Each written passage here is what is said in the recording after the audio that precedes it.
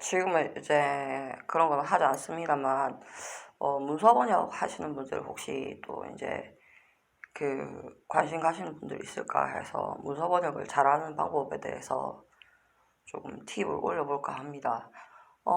저는 개인적으로 번역 사무소를 운영을 했었고, 동시에 이제 외주로 번역을 받아가지고 한 적도 몇 번 있는데, 요즘에는 많이 프로그램 같은 게 활성화돼가지고, 프로그램이나 그 어플 통해가지고 구하는 걸로 알고 있어요. 알고 있는데, 하여튼 뭐, 문서 번역을 하다 보면 조금 초보 번역자로 들어가는 경우에는 외주를 받으면 대형 프로젝트 같은 거 들어가는 경우가 있습니다.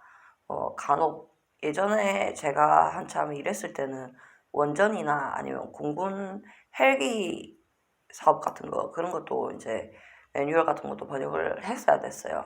뭐 간단하게는 고소 작업대 뭐 이런 거 부음 작업대부터 시작하고 여러 가지 기술 번역을 하긴 했었는데 그런 거는 이제 생각하면 매뉴얼이죠. 매뉴얼인데 여튼 이렇게 오역 없이 문서 번역을 조금 잘하고 싶은 분이 있다면 이거는 한글 번역에 대한 부분이 아닙니다. 한글로 어떻게 번역할 건가 뭐 제가 영어를 어떻게 잘할 건가 이런 이야기는 아니에요. 영어를 이미 잘 해야 됩니다. 번역을 하려면 일단 기본적으로는 잘해야 되고요. 이제 기술 번역에서 조금 매끄럽게 번역할 수 있는 방안을 알려드리자면 저 같은 경우는 뭐 세매 사업이나 헬기는 터빈 엔진이거든요. 터빈 엔진 같은 경우는 이해가 안 가서 제가 문과 체질이다 보니까 엔진 구조까지 이해를 못 하겠더라고요. 그래서 뭐 그때 당시에 대덕에 항공우주과학연구소가 있었어요. 지금 뭐 어디 있는가 모르겠다만 그쪽에 전화까지 돌린 적이 있습니다. 돌린 적이 있고 기본적으로 문서 번역인 의학이나 문서 번역의 무슨 특정 분야의 프로젝트가 딱 내려오면 따게 되면 저 같은 경우는 바로 서점에 갑니다. 인터넷 시대인데 왜 서점에 가느냐고 말씀하실 수 있는데 서점에 가가지고 앉아가지고 책을 한 50권 정도 읽어요. 레퍼런스를 한 50권 정도 읽습니다. 그 중에 구입해올 건 심지어 구입까지 해왔어요. 굉장히 좀 나쁜 방식이긴 한데, 치팅키죠. 치팅키인데, 블랙 컨슈머라고 욕 들어먹을 수도 있는데, 구입을 해와요. 구입을 해와가지고, 하루 내에 굉장히 깨끗하게 속독을 합니다. 그런 다음에 제가 원하는 책으로 또 바꾸든가 교환을 한 경우도 있어요. 그러니까 레퍼런스를 한 가지 서브젝트가 내려오면 한 50권 정도 읽으세요. 그런 다음에 이제, 구글에 만일에 모르는 부분이 나왔을 때는 구글에 이미지 검색을 활용하는 것도 좋은 방법입니다.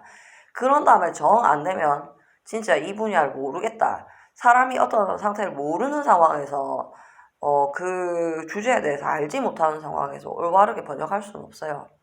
뭐라도 알아야지 그 분야에 대해서 한 80%, 90% 정도 알아야지 자연스러운 말로 엮어낼 수가 있게 됩니다. 그래서 만일에 문서 번역 하시는 분들이 나는 어떻게 문서 번역을 조금 잘하고 싶다, 기술 번역을 잘하고 싶다 라고 생각을 하신다면 저 같은 경우는 그랬어요. 매번 한 번도 빼놓지 않고 대형 서점으로 바로 교보나 저는 예전에 부산에 있으니까 영광도서도 이용을 했었고요.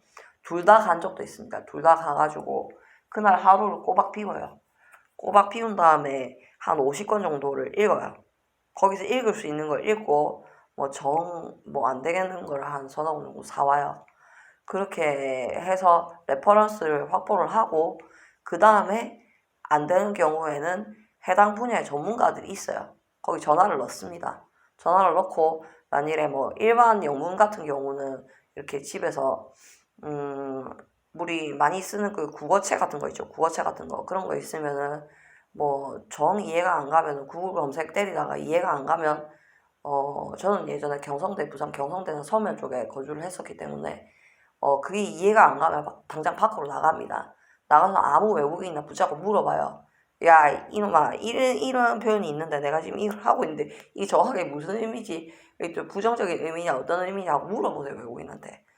그렇게 모르는 것을 묻고, 찾아보고 해서 그 주제에 대해서 한 80%, 90% 정도 내가 어느 정도 이해를 하고 있다. 라고 한다면은 그 다음에 그 주제에 대해서 영문을 한글로 번역하는 경우에도 조금 부족함이 없게 됩니다. 남들이 볼 때, 이 사람이 뭐 이상한 로봇가 번역한 건 아니구나 라는 소리를 들을 수 있게 돼요.